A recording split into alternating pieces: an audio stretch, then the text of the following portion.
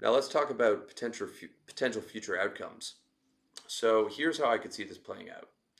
So the government puts there's been whisperings that with the CBDCs, the programmable money, the universal basic income, which will be necessary as AI just rips through the bulk of people's jobs, and they there's like there's going to be a large part of the population that is unemployable. Not to mention, there's already a large part of the population that is on generational welfare. Um, so their situation would get even worse. Um, and so UBI, programmable money, I could see money being geofenced to a particular location. I could see carbon credits being implemented because the if there's an economic collapse across the world, there's going to be problems with shipping lines, right? Peter, um, I can't remember his name, but there's economists saying the problems with the food supply if there's an economic collapse is the shipping times and supply chain and all that stuff. And you know but by implementing carbon credits, that would stop people from being able to buy a certain amount of meat because there will be potentially a reduction in that, right? um, and so people with less money wouldn't be able to afford that. People with more money, I'm sure, will be able to buy carbon credits, right? um, so I see that there's sort of these limitations and restrictions being put in place for them to be able to potentially control hyperinflation if people can only spend the money in these locations. They can only buy from Amazon and certain approved stores. They can only buy so much meat, so the price of meat isn't inflated, and things of that nature. Um, and they're able to directly stimulate the economy right into people's bank accounts, but it doesn't turn into hyperinflation because it's programmable money. So, the population that is receiving that money, the poor part of the population, they have to spend that within a month, right? Um, they have to spend that out, and it keeps the economy stimulated but not hyperinflated. And I mean, there's probably an incredible amount of economic depth that I'm not sure I'm capable of getting into, but I basically see a lot of these measures that are talking about being put in place. They're put in place in advance. Um, you know, I mean, you could argue that this is a power grab, and it is. But politicians have always been arguing for a power grab. But I think another part of this is they are seeing that the current monetary system is breaking down. The debt is spiraling out of control, all kinds of social liabilities. And I don't think they want this to break down on their watch and risk some type of uprising.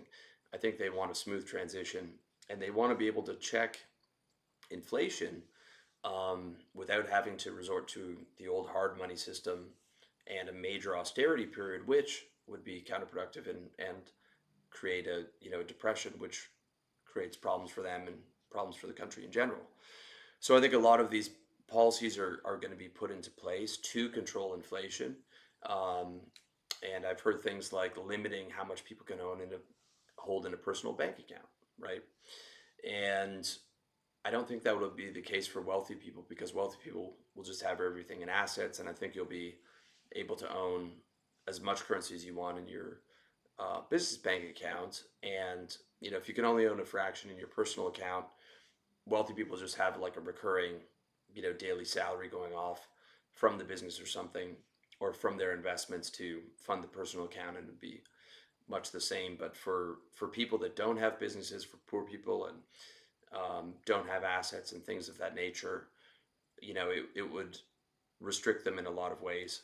um, and I think that that's part of kind of the control mechanism to keep the economy under control and try and keep it stable.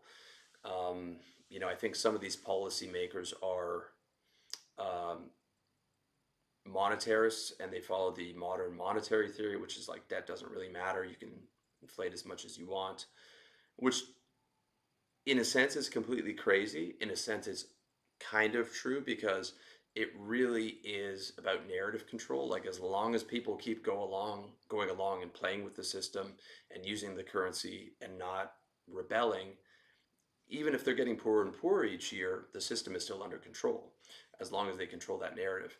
And there is a greater potential for them to be able to implement modern monetary theory when they have a CBDC that's tracked and traced, and you can program money, and you can restrict the amount people can have in personal accounts, and you can restrict where they can spend it, and you can restrict the amount of meat they could buy, and perhaps other goods that become problematic with the problems in shipping lines and supply lines and things of that nature.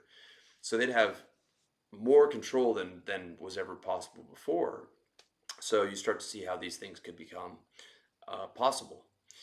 Um, but I don't think, when you talk about owning nothing and being happy, I think they're just talking about people without money, unfortunately, which is going to be a lot more people than there were before. I see the gap between the rich and the poor growing exponentially as AI replaces people, right?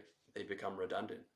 100 years ago, there was a cobbler that made shoes, right? That's become redundant. We moved to a service economy, but stuff like ChatGPT and all these things like copywriters, a lot of assistants, a lot of office workers who just do paperwork are just going to be replaced by machines, right? You know, and it's basically a service economy now in America. All the goods and services will be shipped from Amazon and into the large grocery stores, if they still exist, or it's just all online. Um, so that gap between the rich and the poor is going to grow, regardless of this reset, just from AI coming in and changing the game, right? Um, so I think it's more the case of a lot of middle class become lower class, and ideally guys like you and I, we push it to the limit and get into that 0.01%, right, and make it happen. I think it's really only going to be the top 10% that are still going to be comfortable throughout the transition. Although the poor classes will be comfortable in a different way, in the sense that a lot of people won't have to work. They'll just be inside, their apartment, geo-fenced income on the metaverse and on Instagram and on all this bullshit, right? Unfortunately, I think that's how it's going, and I think a lot of people are going to actually enjoy that, because they're already living online, right? And they'd prefer that than being out there in the struggle and trying to get to the highest levels. Um, so I think that it's more going to be the case of the poor people don't own any property, don't own any businesses, and clothes are on kind of a subscription model. Everything's on a subscription model. Um, but you'll still be able to, like, they're not going to get rid of owning businesses.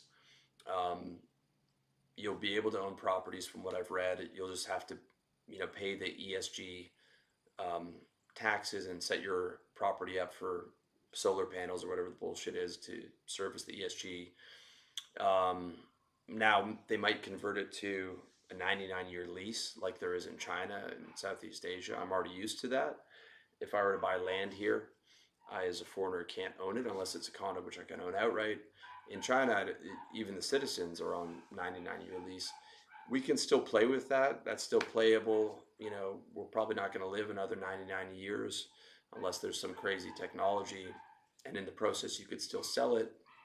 Um, the game's going to be changing. It's perhaps more difficult, but as long as we can own businesses, as long as we can own property, or at least a long-term lease, or assets, we're going to be able to play the game.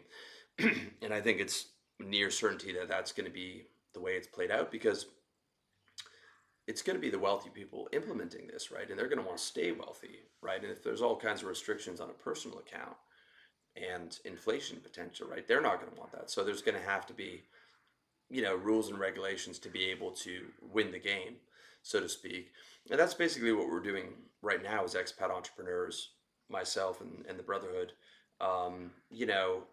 We use the laws to our advantage. We set up foreign corporations and subsidiaries and bank accounts in different countries, all legally to minimize the tax burden, just like Google does, just like um, you know wealthy people do around the world and politicians. And they have Panamanian accounts, which are legal.